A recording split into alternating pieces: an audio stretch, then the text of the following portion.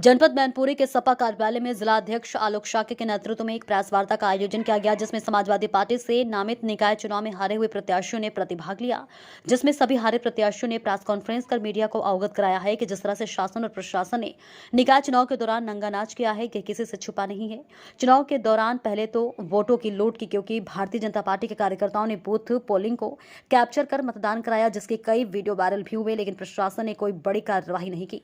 इसके बाद मतगणना के दौरान भी अधिकारियों और कर्मचारियों ने जनता द्वारा मतदान सपा के हित में करने के बावजूद भी कुसमरा, घिरोर, बेवर, कुरावली और भोगांव जैसे नगर पंचायतों में प्रत्याशियों को हराने का काम किया है, जबकि सभी प्रत्याशी कहीं 3,000 से तो कहीं 5,000 से तो कहीं 10,000 मतों से जीतने की कगार पर थे। यहां तक कि कई प्रत्याशियों ने यह भी आरोप लगाया है कि मतगणना के समय उनके बैलेट बॉक्स भी नहीं खोल करके रखे गए हैं और भारतीय जनता पार्टी की प्रत्याशियों को निकाय चुनाव में विजयी घोषित कर दिया गया है। इस तरह के रवैये के चलते भारतीय जनता पार्टी अब लोकतंत्र की हत्या करने पर पूर्णतः रूप से तैयार है।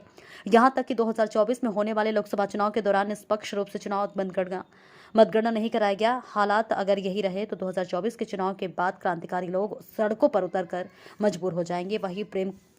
वही प्रेस कॉन्फ्रेंस के दौरान प्रत्याशियों ने मीडिया को अवगत कराया है कि जिस तरह से नगर पंचायतों सपा की सीटों पर भारतीय जनता पार्टी के लोगों ने पुलिस और जिला प्रशासन को एजेंट बनाकर डाका डाला, तो इसके लिए वह कोर्ट की शरण लेंगे।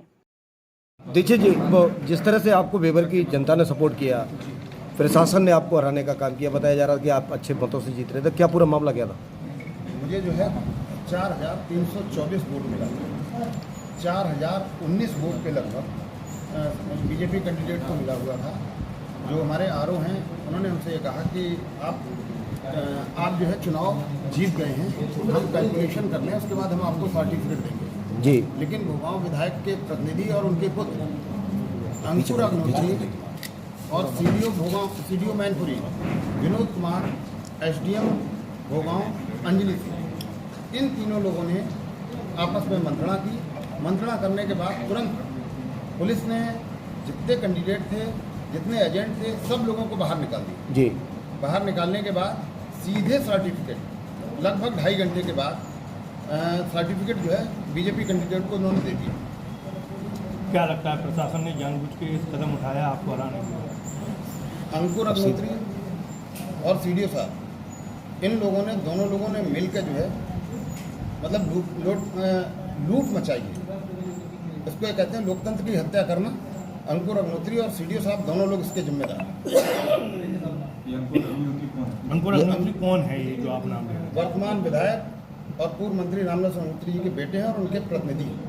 क्या लगता है सत्ता शासन चल रहा है, उनका सरकार चल रही है, उसके नशे में चूर होकर बिल्कुल नहीं तो सत्ता के दम पे उन्होंने है लोकतंत्र को कुचलने का प्रयास किया है। आप लगातार अग्नोत्री पर जो ना आरोप लगा रहे हैं, वो विधायक जो ना रामदास अग्नोत्री है, तो पुत्र का इसमें राजनीतिक में क्या हस्ताक्षर कर रहे हैं? और पूरे चुनाव में माननीय अग्नोत्री जी अपने को बचाव की मुद्रा में दिखाते रहे, अपने बेटे को आगे किया जी, और उन्होंने ही ये बेईमानी करवाई।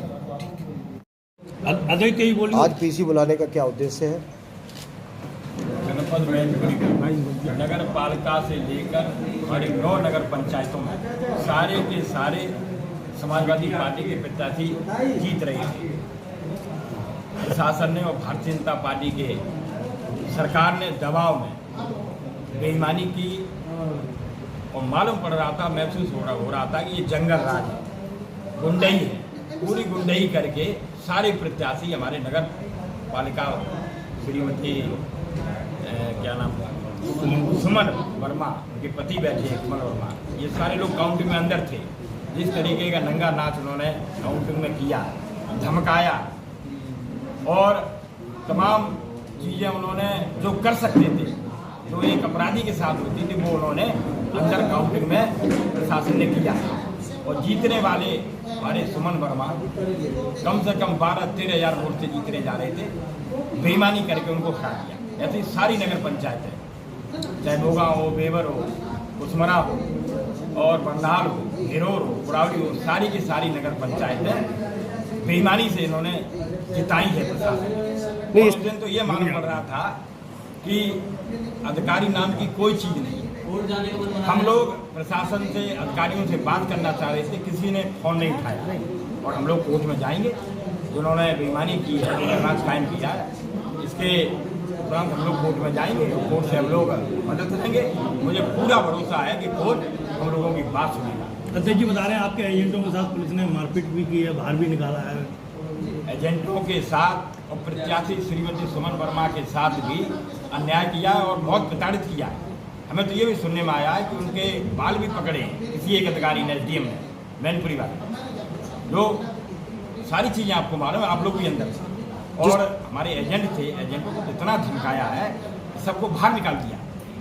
बीजेपी और हमारे 8-10 डिब्बे भी नहीं खोले।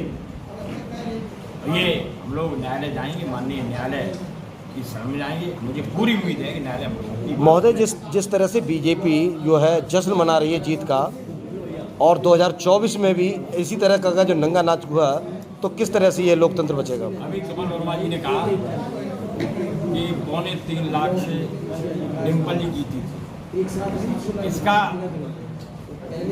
आने वाले 2024 में समाजवादी पार्टी कार्यकर्ता बदला लेंगे।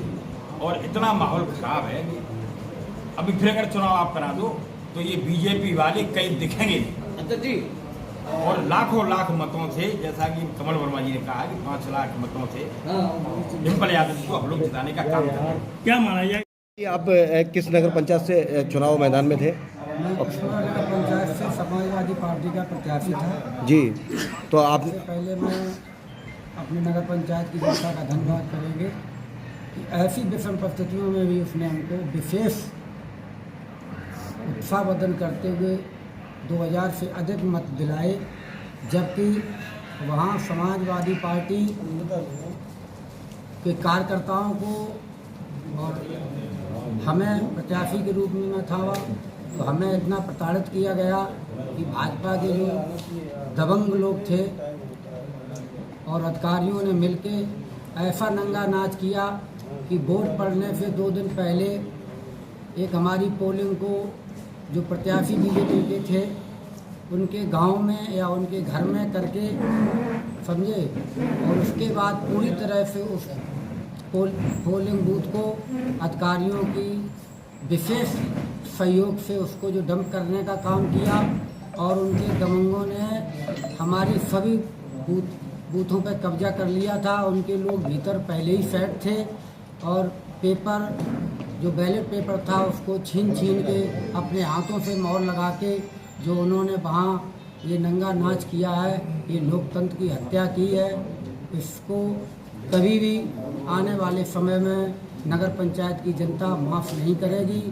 और भले ही उन्होंने कितने वोटों से आपको पराजित किया? उन्होंने हमें भले ही सत्ता के दम पर और अपने दबंगों के बल पे हराया हो, लेकिन जनता के दिलों पे राज करने के लिए हमें कोई रोक नहीं पाएगा। और मेरे दिलों में जनता के लिए, जनता के दिलों में मेरे लिए हर जगह बनी रहेगी।